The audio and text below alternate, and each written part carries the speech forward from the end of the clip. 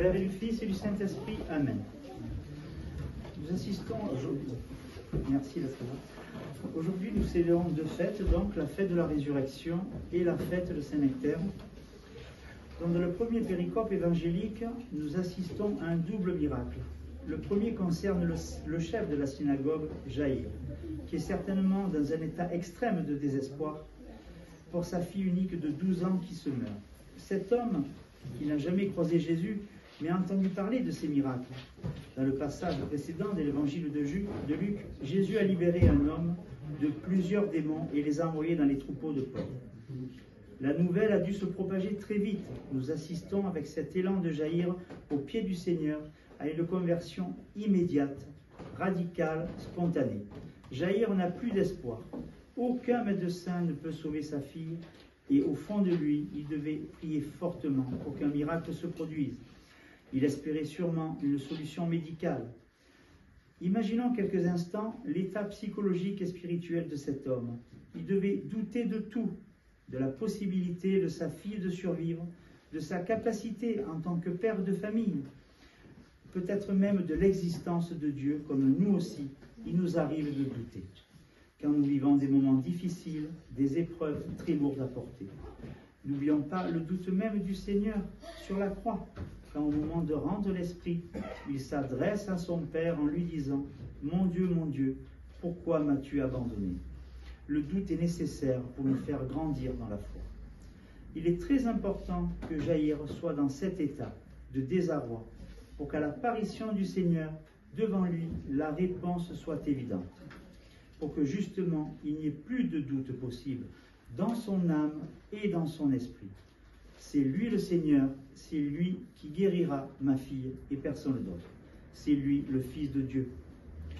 En se rendant au domicile de Jaïr, nous assistons à un deuxième miracle, celui de la guérison de la femme hémorroïde.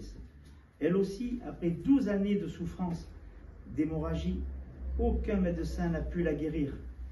Elle se trouve dans le même état de tristesse et de désespoir que Jaïr. En voyant le Seigneur traverser le village, pour elle aussi la solution est évidente. Elle ne sait pas que c'est le Seigneur, le Fils de Dieu, qui passe devant elle, mais elle a un appel, une attirance. Son attitude est plus discrète, elle n'ose pas, elle a peur, elle est tremblante. Tellement de personnes oppressent le Seigneur qu'elle ne pense pas un instant qu'en le touchant, il le sentirait. Et pourtant, il le sent, et sa guérison est instantanée. Se sentant démasquée, elle se jette à son tour aux pieds du Christ et justifie son geste. Le Christ la rassure, la renvoie dans la paix. Ta foi t'a sauvée. Elle a trouvé la foi. Le Seigneur poursuit sa route et se dirige vers la maison de Jaïr, qui a certainement dû assister à ce miracle. Mais pour lui, l'épreuve n'est pas terminée. En arrivant chez lui, on lui annonce l'endormissement de sa fille. Dans un premier temps, le Seigneur demande seulement à Pierre, Jacques et Jean et ses parents de l'accompagner auprès du corps de la fillette. Le Seigneur leur affirme que l'enfant n'est pas mort, mais qu'elle dort. Ils sont cependant incrédules et se moquent du Christ qui leur demande alors de sortir de la pièce. Le Seigneur réveille l'enfant, puis ressort avec elle. J'attire simplement votre attention sur le temps nécessaire à la conversion de ces deux personnages. 12 ans. Le chiffre 12 n'est pas sans rappeler les 12 tribus d'Israël, les 12 apôtres, les 12 fruits de l'Esprit que l'apôtre Paul nous énumère dans son épître aux Galates. Le chiffre 12 symbolise un cycle et le temps nécessaire au déroulement de ce cycle. On peut penser aux 12 mois de l'année, les 12 heures du jour et de la nuit, les 12 années écoulées pour Jaïr et la femme hémorroïde couvrent le cycle du temps nécessaire pour que le dessein de Dieu les concernant arrive à maturité. Le Seigneur nous appelle tout simplement à la patience dans les épreuves. L'attitude de ces deux personnages, nous l'avons tous chaque dimanche.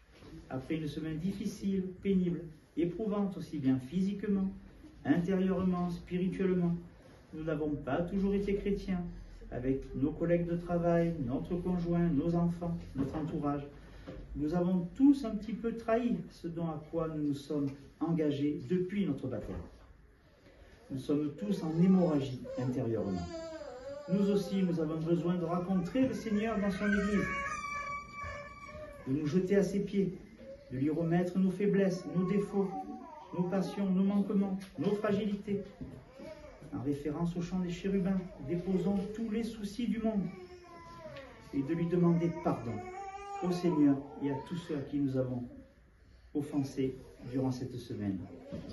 Et nous le ferons pour la gloire du Père et du Fils et du Saint-Esprit. Amen.